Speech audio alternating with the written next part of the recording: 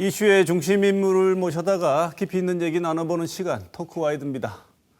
오늘 강민구 더불어민주당 대구시당 위원장 모셨습니다. 어서 오십시오. 네, 안녕하십니까. 네. 강민구입니다. 먼저 말씀하시기 조금 불편한 얘기부터 시작을 할 수밖에 없겠습니다. 지금 당 상황이 민주당 가장 뜨거운 이슈.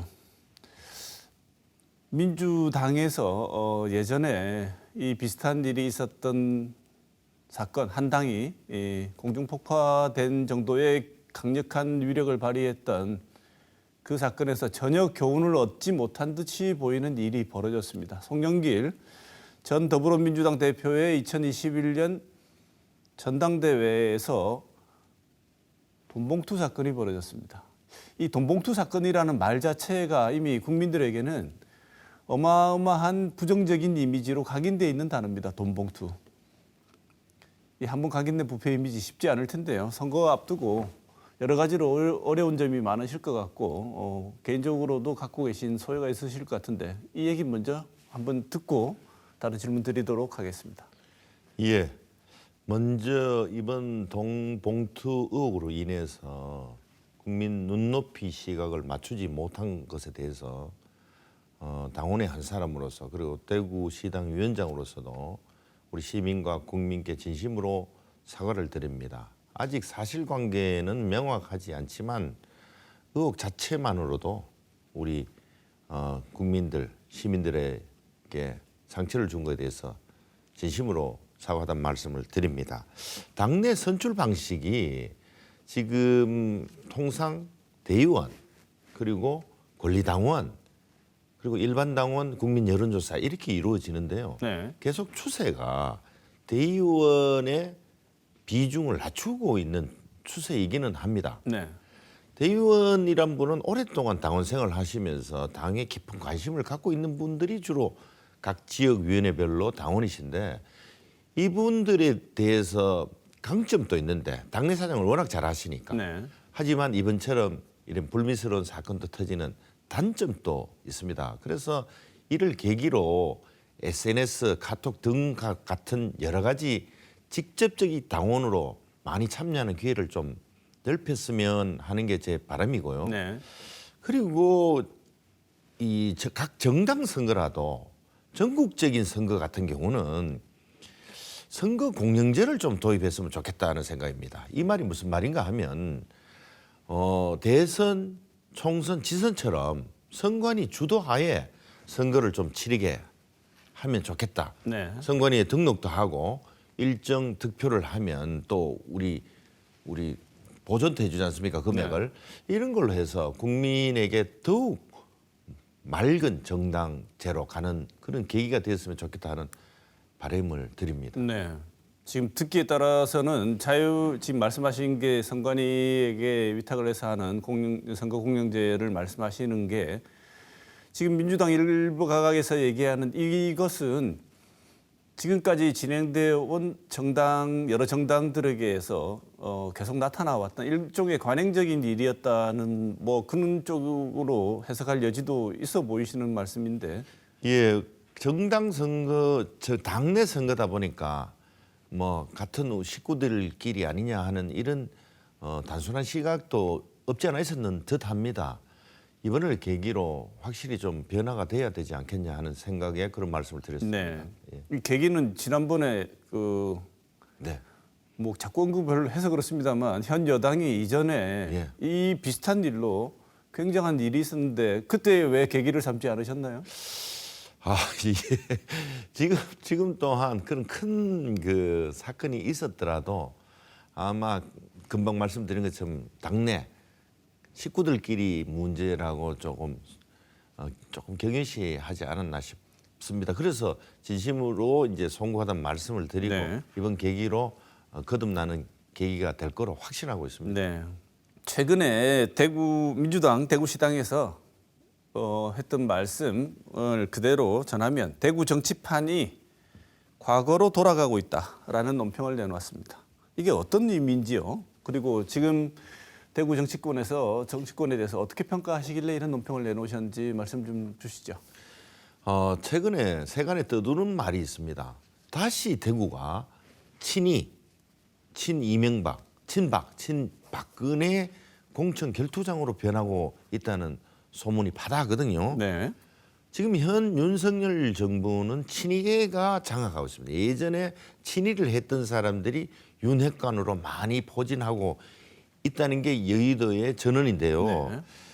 그런데 여기에 최근에 박근혜 대통령이 이제 대구 달성에 살고 계시고 최경환 전 부총리라든지 우병희 전 민정수석이라든지 지금 박근혜 대통령의 측근이란 유영아 변호사라든지 이게 활동을 시작했어요. 또 박근혜 대통령께서 얼마 전에 동아사도 방문하셨지 않습니까? 네. 그러다 보니까 이 사람들이 다시 한번 친이와 친박의 공천 경쟁장이 되지 않을까 하는 이런 얘기가 있어서 그런 말이 있었고요. 네.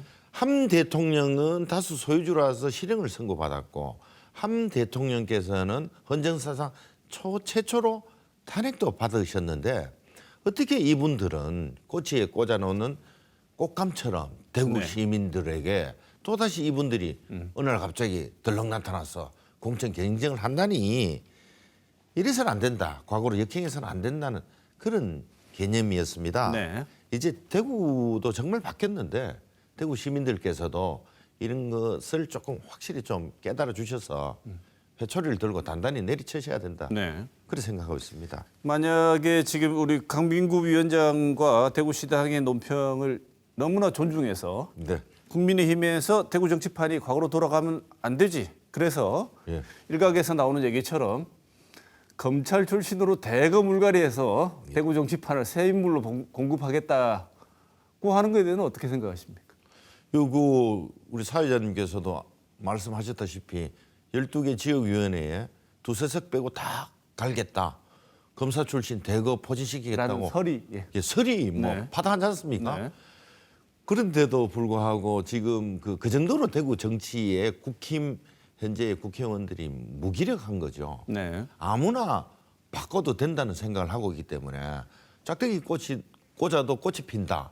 공천 이코르 당선이다 보니까 자꾸 이 대구 시민, 대구에 대한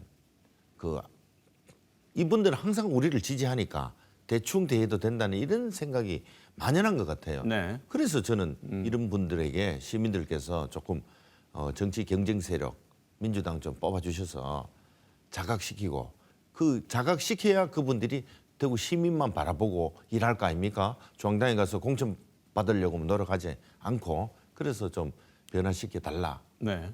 그렇게 항상 이렇게 말씀드리고 있습니다. 네.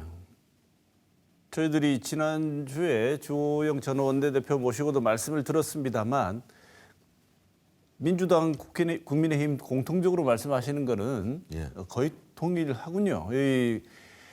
둘 다 무조건적인 지지는 안 된다는 거에 대해서는 두 당이 동시에 다 동의하고 있는데 지켜볼 일이지만 국민의힘은 민주당에서 정치가 과거로 돌아가서도 안 되고 새로운 인물들도 내려보내서도 안 되고 내려꽂기를 해서도 안 되고 참 반대편 정당이지만 난감할 것 같습니다. 여당의 비판에 통상은 야당의 비판에 보면 우리 국힘이 공천만 되면은 우리 시민들께서 국힘은 내 자식이다 하면서 뽑아주셨잖아요. 네. 근데 그 사람들이 보도 듣지도 못하고 서울에 살다 있던 분들이 공천대가 와가지고 국회 하시는 분이 많아요, 생각보다. 네. 그러니까 이 사람들 생각은 항상 사고도 그 생활 습관도 서울 위주인 거죠. 네. 그래서 어떤 국회의원은 재선을 하면서도 집이 자기 서울에 살고 있다고 자랑했고 네. 그 자식은 또 뭐 엄청나게 퇴직금을 받아서 지탄의 대상이 되지 않았습니까?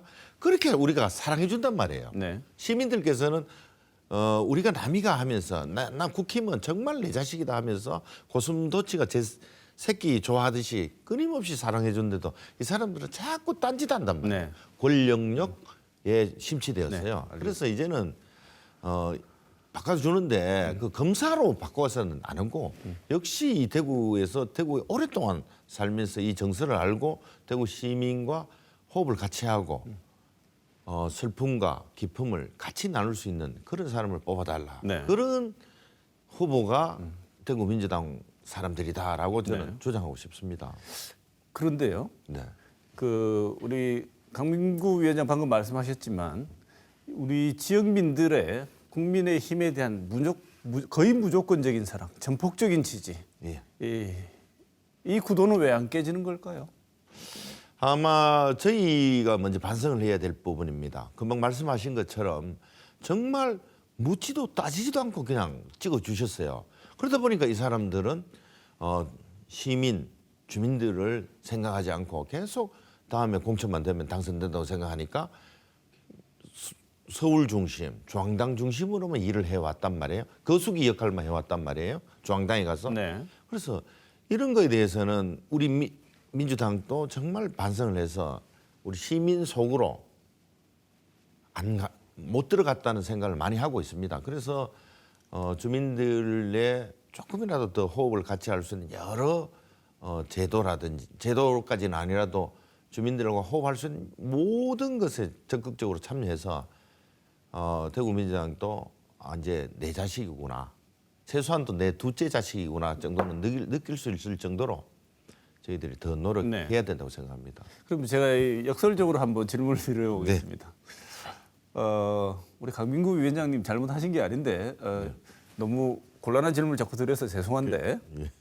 여기 험지지 않습니까? 네. 근데 지금 말씀하신 우리도 대구 지역에 거수기들처럼 있는 국회의원이 아니라 네. 정말 대구 지역 사회를 고민하고 할 수 있는 분들을 위해서 그런 분들을 내려보내기 위해서 민주당 차원에서 노력을 하겠다는 의지 이런 것들이 좀 있으면 설득력이 있을 것 같은데 여기가 험지다 보니까 어떻게 보면 민주당의 가장 위험한 무덤 아니겠습니까? 들어가면 거의 살아나오기가 힘든 곳이다는 생각이 있어서 그런지 그 말의 진정성을 보이려면 민주당에서 누가 봐도 전국적으로 누가 봐도 저 정도 사람이 정말 진정성을 보여주기 위해서 대구 경북 지역으로 뛰어들었구나 하는 분들이 아무도 안 오지 않습니까? 일부는 그 말씀에 동의하고 일부는 동의하지 않습니다.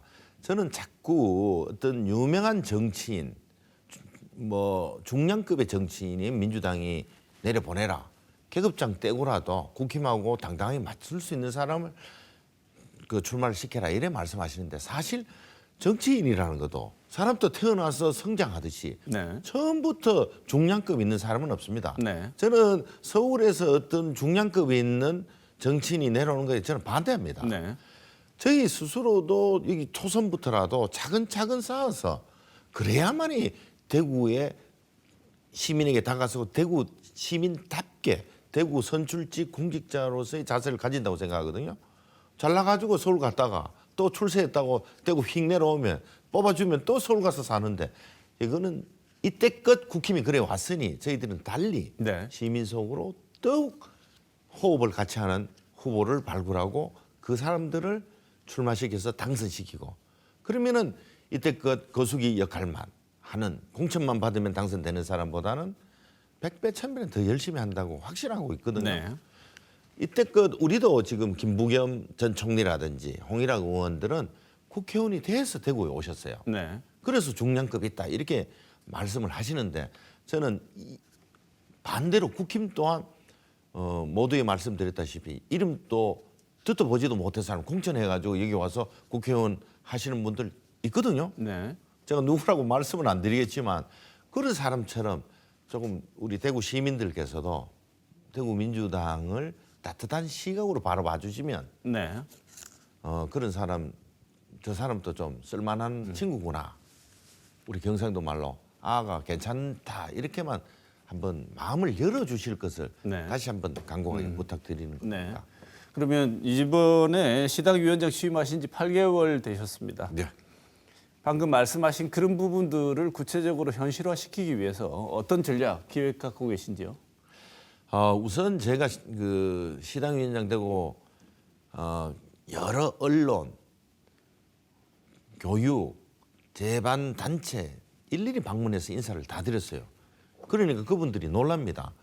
민주당 시당위원장이 처음 방문했다고. 그런 활동도 하고 있고요. 그리고 SNS 활동도 열심히 하고 있고 그리고 우리 대구시당의 언론에 많은 논평도 내고 있습니다. 중앙정부나 시장께서 잘하는 게 있으면 잘했다 하고 있고요. 못하는 것에서는 신랄하게 비판하면서 거기에 보태서 대안을 제시하려고도 노력하고 있습니다. 대구시 예산 문제나 최근에 통과된 TK 신공항 특별법 문제를 우리가 아직까지 민주당이 다수당이라서 제가 국회에 많이 가보니까 더 알려야 되겠다. 이 대구의 카테고리는 국힘에 너무 치중돼서 이 사람들 목소리만 충실하게 전달되고 있다. 언론도 좀 일부 마찬가지다는 생각을 하고 있습니다. 그래서 이런 것을 우리가 적극적으로 하다 보면 시민들께서도 민주당도 일 좀 하고 있네 라고 이야기해 주시면 저희들 또 조금 인정해 주시지 않을까 하는 이런 생각을 하고 있습니다. 네. 또 작년과 올해에 우리 민주당에서 장관급을 하신 분들도 6명 모셨고 올해는 안보라고 해서 전 국정원장, 육군 대장 출신 김병증 의원, 박지원 국정원장도 모셔서 안보 특강도 들었습니다. 이런 걸 함으로써 대구 시민들에게 민주당이 대구를 소외시하는 것이 아니고 적극적으로 관심을 가지고 있다. 우리 대구 민주당 사람들이 열심히 하면 관심을 얻고 지지를 얻을 수 있도록 그런 활동을 더욱 배가해 나가겠습니다. 네. 그러면 시당 위원장으로서 내년 총선 목표 어떻게 잡고 계십니까? 예, 12석이니까 3석 이상은 해야 된다고 보고요. 지금 김부겸 전 총리, 홍일학 의원이 있었으니까 조금이라도 더 발전해야 된다고 생각을 합니다. 일당 100으로 정신으로 생각하면 국힘하고 차별화할 수 있다고 생각하고 저희들 한번 뽑아주시면 일하는 태도나 모습이 확실히 다르다고 저는 자부하고 있습니다. 네. 선거법, 대구 경북이 바뀌기 위해서는 선거법 개정이 반드시 필요하다고 여러 번 강조하신 걸로 알고 있습니다. 왜 대구 경북을 위해서 선거법 개정이 필요하다고 보십니까? 지금 현재의 소선거법은 30년 되었는데요. 0.01%만 많아도 그 사람이 당선됩니다. 승자 독식 구조라는 겁니다. 그래 되다 보니까 지난 30년간 우리 대구도 일당이 독점을 했고요. 그 결과로 받은 성적표가 1인당 지역 내 총생산 30년 꼴찌라는 거는 뭐 여러분들이 이야기하고 계신 건데요. 또 여기에 그러다 보니까 가장 심각한 문제가 최근 인구가 급속도로 줄어들고 있습니다. 더 심각한 것은 청년 인구 20세에서 39세의 청년 인구가 2011년에서 2022년 11년 동안 8만 명 줄었습니다. 연간 7천 명 정도가 줄고 있는데 이거는 대구에 괜찮은 일자리가 없어서라고 생각하는데 그러면 괜찮은 일자리를 어떻게 만드냐? 그것이 가장 빠른 방법은 정치 세력, 경쟁 세력을 키워주셔야 대구에 맞는 대구에 특화된 그런 정책을 우선 정치부터 신경을 쓰면 나머지 경제, 문화 분야도 쫙 따라오게 돼 있거든요. 그래서 저는 계속 이런 문제를 강조하고 있고요. 이때껏 모두의 말씀 묻지도 따지도 않는 이런 정치 좀 바꿔달라는 것도 계속 말씀드립니다. 저 역시도 뭐 어르신들 만나면 나는 괜찮은데 당이 파이다 이런 말씀하시는데 이런 말 안 듣도록 저희 더욱 노력하겠습니다. 네. 그렇다면 이번 선거법 개정 전망 어떻게 보십니까? 지금 4월 초에 국회 전원위원회가 4일 동안 열렸고요. 네. 그 전원위원회에 3가지 안으로 여러 국회의원이 100여 분에 가까운 국회의원이 토론하셨는데요. 크게 중대선거구제, 도농복합형 중대선거구제 3명에서 5명 뽑는 그 선거구제 그리고 5명에서 여러 명을 뽑는 대선거구제 마지막으로는 기존 소선거구제 플러스 권역별 비례대표제를 논의를 많이 했어요. 근데 최근에 그 국회의 정치개혁 특위위원님들의 이야기를 많이 들으니까 현행 소선거구제 이게 253석이잖아요. 지역구가. 네. 거기 비례는 47석인데 47석을 중앙당에서 양당에서 공천하는 것이 아니고 네. 47석은 권역별로 나누어서 예를 들면 대구 경북에 5, 6석이 돌아오도록 하고 지역구에서 떨어지신 분의 다 많이 득표하신 분들을 구제해주는 석패율도 도입하겠다는 그런 얘기가 현행 국회의원들이 많이 선호하신다 그래요. 그렇게라도 좀 바뀌었으면 좋겠다. 저희들 대구시당 입장에서는 현행 소선거구 제 병립형 비례대표제만 아닌 거에서 다른 거로 바꿔달라 이 말씀을 저희들은 계속 그 우리 민주당 중앙당에 요청드리고 있습니다. 네, 말씀을 정리를 해보면 이번 선거에서도 안은 괜찮은데 당이 파인 상황에서 그 괜찮은 안은 구제될 가능성이 별로 없어 보이네요. 지금 그래도 지금 그 분위기상 뭐 정치 전문가들은 평론가들은 변화가 안 될 것이다라고 하는데 우리 당내에서 민주당내에서 정말 이 소선거구제는 안 된다는 바람을 확실히 불고 있어요. 뭐 이거는 뭐 섭섭해도 할 수 없지만 국힘에서 상대적으로 관심도가 상당히 낮습니다. 네. 이 소선거구제가. 그래서 저는 김준표 의장께서도 이 선거구제 개편에 대해서는 의지가 확고하기 때문에 자기가 총대 매시겠다 이렇게 발언도 하셨기 때문에 조금이라도 바뀔 것으로 저는 고대하고 있습니다. 네. 자, 또 조금 껄끄러운 질문 하나 다시 드리겠습니다. 이재명 대표가 당이 지금 여러 가지 문제가 마치 이 남마처럼 서로 물고 물리는 상황으로 물려 있는 것 같은데요. 그 중에서도 중심에 이재명 대표의 사법 리스크가 항상 자리를 하고 있는 것 같습니다. 예.